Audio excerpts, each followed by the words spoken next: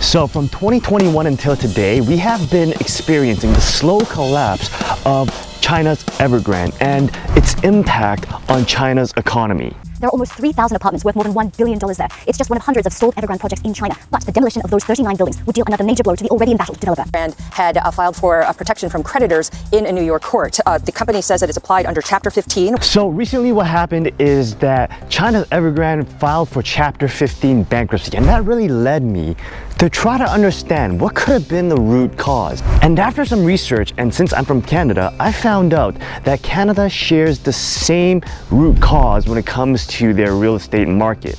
And that root cause is pre-sales. So growing up in Vancouver, you'd really never hear anything about pre-sales. My family immigrated over to Canada in around the 70s, and throughout the 90s when I was born and the early 2000s, I'd never hear about people buying pre-sales. What I hear about is people, family, friends, putting a down payment in for a house.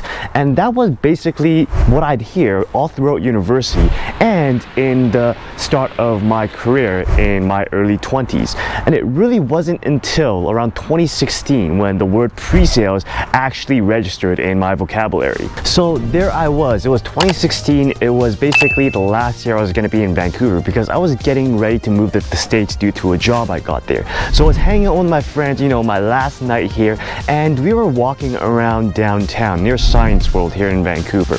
And one of my friends mentioned that he'll be buying a pre-sale over here in Olympic Village. And I was wondering, dude, you're in the last year of university, you have no work, and you have student debt. How are you gonna afford this?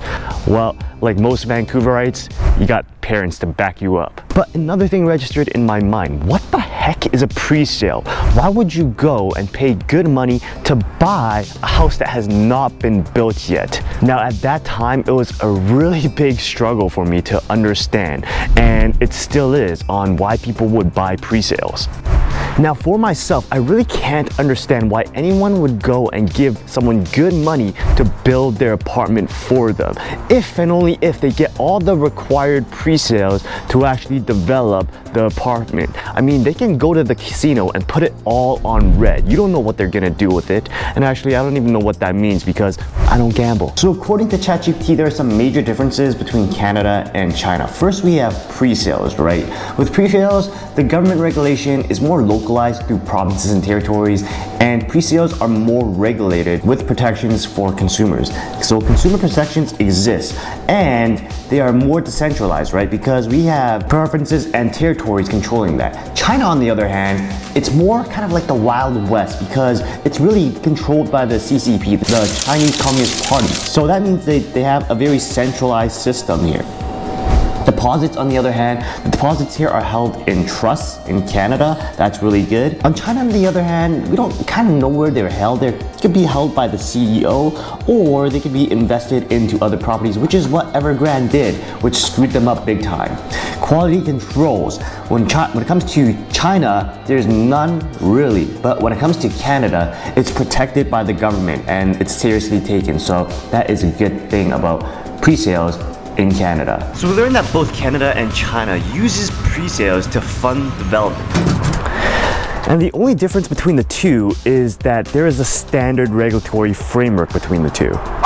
And that major difference is why China has an oversupply of homes with no buyers, and Canada has an overdemand for homes with low supply.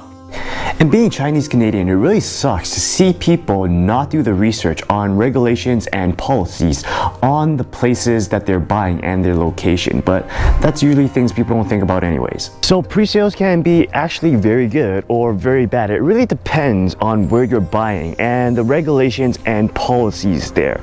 But what you just gotta know is that if you're gonna buy a pre-sale, do your research and make sure you're not buying from a company that has $300 billion in debt. Now, on a personal note, I'll be moving to Dallas. Now, I don't know much about Dallas, but y'all let me know if there's some good pre-sales over there. If you're buying in the USA, you should be good because you're backed by the full faith of the US government.